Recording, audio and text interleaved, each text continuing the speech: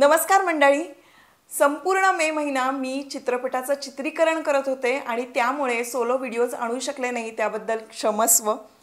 पण या चित्रपटाच्या चित्रीकरणादरम्यान मी आउटडोर शूटिंग करत असल्यामुळे प्रचंड ऊन होतं, वारा होता आणि धूळ होती आणि त्यामुळे माझा चेहरा अशा पद्धतीनं निस्तेज झालेला आहे किंवा रुक्ष झालेला आहे. टॅन तर मी झालेलेच आहे, पण चेहऱ्यावरचं जे आर्द्रता आहे ती संपूर्णतः गेलेली आहे. आणि याचं कारण असं की जी कॅरेक्टरची रिक्वायरमेंट होती त्याप्रमाणे मला बिलकुल सनब्लॉक लावून चालणार नव्हतं. जो मेकअप आहे त्या मेकअपमध्ये मला दिवसाचे 12-12 तास शूटिंग करावं लागत होतं. ह्याचा परिणाम असा झाला की माझा चेहरा अशा पद्धतीनं खराब झालेला आहे जो दिसतोय. पण 5 दिवस मी काही गोष्टी केल्या आणि त्यानंतर आत्ता हे शूट करण्यापूर्वी मी परत एकदा व्हिडिओ केला स्वतःचा, तेव्हा हा तो बदल आहे. आणि हा बदल अशा पद्धतीनं दिसतोय फक्त 5 दिवसात. तर या 5 दिवसामध्ये मी काय काय केलं हे मी तुम्हाला दाखवते. आताची जी स्किन आहे ते अर्थात मेकअप केलेला आहे, पण मी तुम्हाला आता दाखवलं ते विदाऊट मेकअप होतं. तर हे हळूहळू चेहऱ्यामध्ये बदल होत आहेत. पण मग हे बदल कशामुळे होत आहेत, मी काय काय करते आहे, मी तुम्हाला नेहमी सांगते की मी घरच्या घरी काही उपाय करते, त्यांनीच मी माझे स्किन रिपेअर करण्याचा प्रयत्न करत असते. कारण होम रेमेडीजवर माझा पूर्णतः विश्वास आहे. आणि ह्या कुठल्या होम रेमेडीज मी आता सध्या करते आहे, कुठलं प्रोडक्ट वापरते आहे, हे सगळं या व्हिडिओमध्ये तुम्हाला कळणार आहे. तेव्हा हा व्हिडिओ आता शेवटपर्यंत बघत राहा. नमस्कार मंडळी, मी स्मिता शेवाळे आणि आपल्या यूट्यूब चॅनलमध्ये पुन्हा एकदा सगळ्यांचं अगदी मनापासून स्वागत आहे. तुम्हाला चांगलंच माहिती, आपल्या चॅनलवर मी DIY रेमेडीज शेअर करत असते, त्यांचा पॉडकास्ट असतात. हे सगळं इन्फॉर्मेटिव्ह आहे. DIY रेमेडीजमध्ये सुद्धा मी कुठल्या गोष्टी करते त्या मी तुम्हाला दाखवत असते. त्याचप्रमाणे माझा चेहरा आता टॅन झालेला आहे, रुक्ष झालेला आहे. डॅमेज चेहरा जेव्हा असतो तेव्हा मला आणखीन छान वाटतं, कारण हे तुम्हाला दाखवताना, तुमच्याबरोबर मी काय काय करते हे सगळं शेअर करताना मला खूप आवडतं. कारण मला पण एक मोटिवेशन मिळतं. नाहीतर आळशीपणा करून मी खरं तर सलॉनमध्ये पळू शकते, पण मला असं वाटतं की त्या निमित्ताने माझ्या मैत्रिणींनाही कळेल आणि मला सुद्धा पैसे वाचवून घरच्या घरी छानपैकी माझी स्किन रिपेअर करता येणार असेल तर मी का जायचं सलॉनमध्ये. तुम्हालाही मी हेच सांगेन. तर आज मी जे 3 मास्क लावतीये चेहऱ्यावर सध्या, ते मी तुम्हाला सांगणार आहे. का लावतीये, कशासाठी लावते आहे, ते इन्ग्रेडियंट्सच का सुरुवातीला मी वापरायला सुरुवात केले हे सगळं मी तुम्हाला सांगेनच. पण त्याआधी कुठलेही लेप लावण्याआधी आपला चेहरा स्वच्छ करणं खूप गरजेचं आहे. म्हणजे फक्त स्वच्छ पाण्याने धुवायचा का, तर नाही, छानपैकी तो क्लीन होणं गरजेचं आहे. त्यामुळे उत्तम फेस वॉश किंवा उत्तम क्लिन्झर यानं क्लीन होणं गरजेचं आहे. तुम्हाला चांगलं माहिती आहे, वर्ष झालं आता मी बायोक्युलचं प्रोडक्ट वापरते आणि बायोक्युलचं हे जे aqua boost hydrating gel cleanser आहे हे मी वापरते आहे. आणि हे वापरण्याचं कारण असं की मेकअप असू देत किंवा तुमच्या चेहऱ्यावर खूप धूळ असू देत, तुमच्या चेहऱ्यावर खूप काय म्हणूया काय काय गोष्टी असतील, तर ते सगळं क्लीन, अगदी क्लीन करण्याचं काम हे करतं आणि क्लिन्झर मुळात काम करतं. आपण मेकअप केल्यानंतर डिरेक्टली फेस वॉश चेहऱ्याला लावू शकत नाही, पण हे जे जेल क्लिन्झर आहे यांनी मात्र तुम्ही तुमचा मेकअप काढू शकता. कारण ह्याचा फेसही खूप उत्तम होतो आणि हे जेल फॉर्ममध्ये असल्यामुळे कदाचित त्यांनी ना खूप छान पद्धतीनं सगळी डर्ट निघून जाण्याची क्षमता या क्लिन्झरमध्ये आहे. मी पूर्ण आत्ता माझं जे शेड्यूल होतं त्याच्यात मी हे जेल क्लिन्झर वापरलेलं आहे, कारण माझा प्रचंड प्रमाणात मेकअप होता आणि तो मेकअप मला रोज काढणं म्हणजे टास्क असायचा. तर त्यावेळेला मी हे जेल क्लिन्झर वापरायचे. अतिशय हायड्रेटिंग आहे, तुमचा चेहरा सॉफ्ट करतं आणि कॉर्न केरिनल्स आणि नॅचरल शुगरपासून एक्स्ट्रॅक्ट केलेले हे घटक आहे, त्यामुळे अगदी नॅचरल आहे. ऑल स्किन टाईपसाठी आहे, कोणीही वापरू शकतं. रात्री झोपताना तुम्ही छान क्लिन्झिंग करून झोपू शकता किंवा सकाळी उठल्या उठल्या तुम्ही या क्लिन्झरनी चेहरा क्लीन करू शकता. अर्थातच या प्रोडक्टची लिंक जी आहे ती डिस्क्रिप्शन बॉक्समध्ये मी देते, त्यामुळे तुम्ही तिथे क्लिक केल्यानंतर डिरेक्टली तिथून ऑर्डर करू शकता. तर हे बायोक्युलचं aqua boost hydrating gel cleanser आहे, त्यांनी मी आधी पूर्णपणे चेहरा छानपैकी क्लीन करून घेतलेला आहे. आणि आता मास्क. मुळात आता जो चेहरा डॅमेज झालेला आहे, स्किन हील होणं फार गरजेचं आहे. त्यासाठी काय करायचं, कारण बऱ्याचदा काय होतं माहिती आहे का, आपण खूप उन्हात जेव्हा असतो किंवा आपण बाहेर असं कोरड्या वातावरणात जरी गेलो ना, तरी सुद्धा तुमच्या चेहऱ्यावर काही पॅचेसमध्ये कोरडेपणा येतो. तसं माझ्या चेहऱ्यावर झालं. म्हणजे टॅन तर मी झालेच, पण तो जो कोरडेपणा आहे तो आलेला आहे आणि आर्द्रता कम्प्लिटली चेहऱ्यावरची गेलेली आहे आणि म्हणूनच तो निस्तेज दिसतो. तर म्हणून मी विचार केला की तुम्हाला जर चेहऱ्यावर छानपैकी ती आर्द्रता मेंटेन करायची असेल तर काय करू शकतो आपण, तर ग्लिसरीन हे सगळ्यात बेस्ट इन्ग्रेडियंट असतं.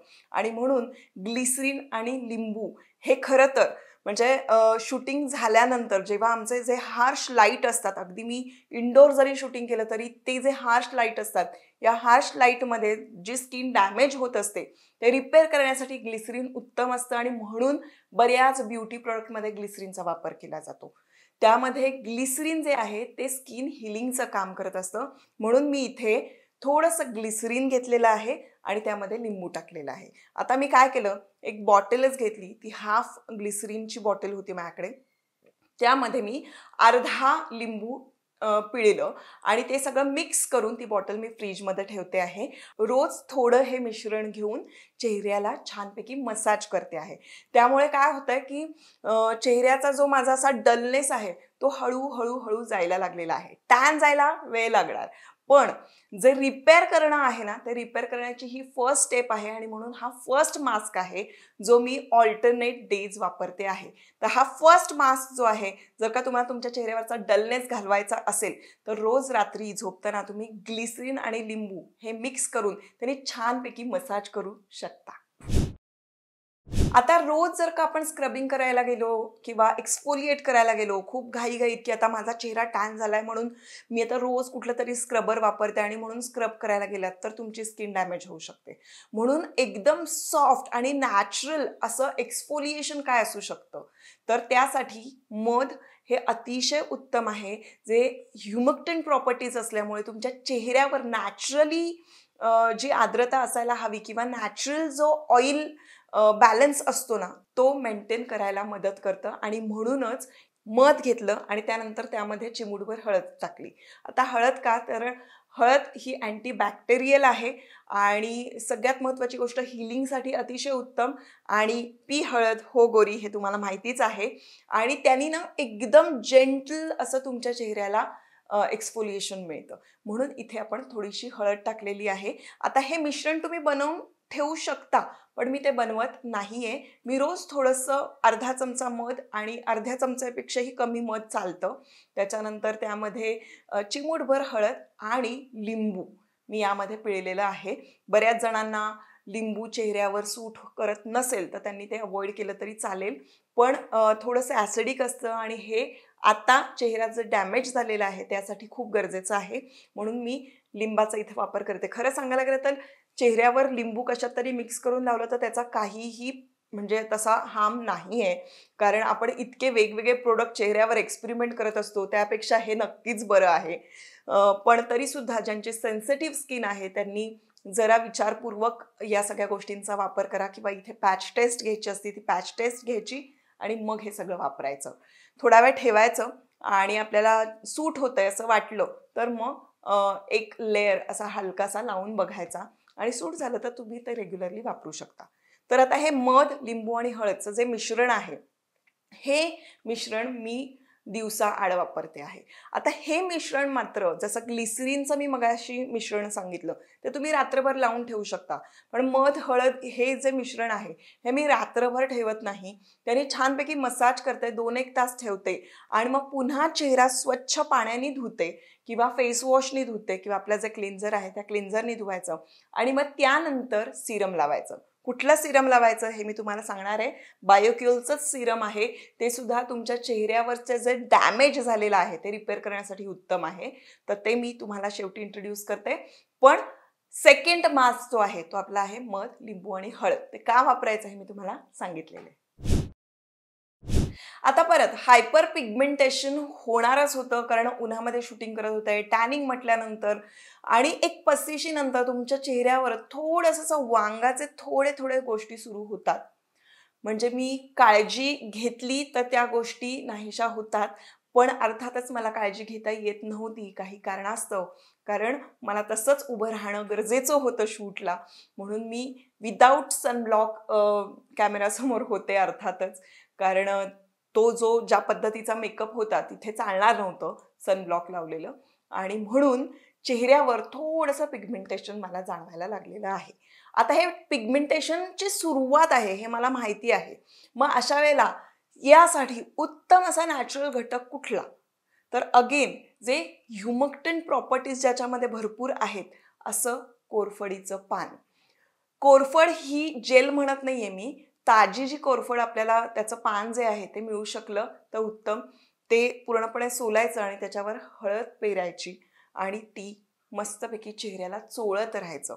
आता हे मी ऑल्टरनेट डेज करते. एक दिवस हे केलं तर एक दिवस हे करते, किंवा सकाळी जर का मध लिंबू लावलं तर संध्याकाळी मी कोरफडीचं लावते. अशा पद्धतीनं मी या ऑल्टरनेट गोष्टी चालू ठेवल्यात आणि 5 दिवसात मला एवढा फरक दिसलेला आहे. तर निश्चितपणे या गोष्टींचा फरक जाणवतो. हे जे 3 नॅचरल मास्क मी तुम्हाला सांगते आहे त्यांनी तुमची स्किन डेफिनेटली रिपेअर व्हायला मदत होणार आहे. म्हणजे आजच्या व्हिडिओमध्ये मी तुम्हाला हा फरक दाखवलेला आहे. आता नेक्स्ट व्हिडिओमध्ये जिथे मी तुम्हाला फेशियल दाखवणार आहे त्यामध्ये तर तुम्हाला आणखीन फरक दिसेल. आता मी मगाशी तुम्हाला म्हणाले तसं की हे सगळं लावल्यानंतर चेहऱ्यावर 1 तास ठेवायचं आणि त्यानंतर हळद असते त्याच्यामुळे रात्री झोपताना शक्यतो आपण ते लावून झोपायचं नाही. मग त्यावेळेला काय करायचं तर सिरम, एक चांगलं सिरम तुमच्याकडे असणं फार गरजेचं आहे. तेव्हा बायोक्यूलचं जे सिरम आहे ते सिरम अतिशय उत्तम आहे. कुठलं ते सांगते. तर बायोक्यूलचं हे जे सिरम आहे हे सीसा आणि बिसाबोलो नावाचे जे घटक आहेत हे नॅचरल घटक आहेत आणि त्या घटकांपासून बनवलेलं हे सिरम आहे. त्यांचे वेगवेगळे सिरमच्या सिरीज आहेत.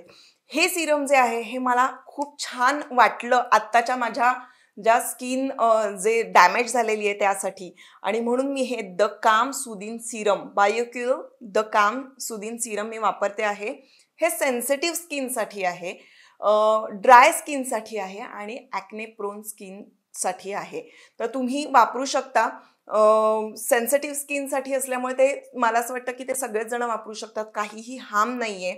आणि सगळ्यात महत्त्वाची गोष्ट, हे लावल्यानंतर तुम्हाला लक्षात येईल की तुमची स्किन हळूहळू हळूहळू रिपेअर होते, कारण हे अँटी मायक्रोबायल आहे, अँटी इन्फ्लेमेटरी आहे आणि यामुळे तुमची स्किन रिपेअर करण्यासाठी हे अतिशय उत्तम आहे. जेल फॉर्ममध्ये हे येतं. तुम्ही अगदी एवढंसं घेतलं आणि ते तुम्ही तुमच्या चेहऱ्याला लावलं तरीसुद्धा तुम्हाला लक्षात येईल बिलकुल स्टिकी नाही आहे आणि चेहऱ्यावर मस्तपैकी रात्रभर काम करण्यासाठी हे सिरम उत्तम आहे. सगळ्यात महत्त्वाची गोष्ट, आपण ज्यावेळेला हे सगळं करत असतो त्यावेळेला एक चांगलं सिरम, चांगला फेस वॉश असणं हे मुळात आधी गरजेचं असतं. तर आपण बाकीच्या गोष्टी केल्या तर त्याचा परिणाम चेहऱ्यावर दिसतो. आणि म्हणूनच बायोक्यूलचं हे जे द काम सुदिन सिरम आहे हे सगळ्यात शेवटी तुम्ही लावायचं आहे आणि रात्रभर ठेवायचं आहे. आणि मग त्यानंतर स्किन कशा पद्धतीनं रिपेअर होते हे तुम्हालाच लक्षात येईल.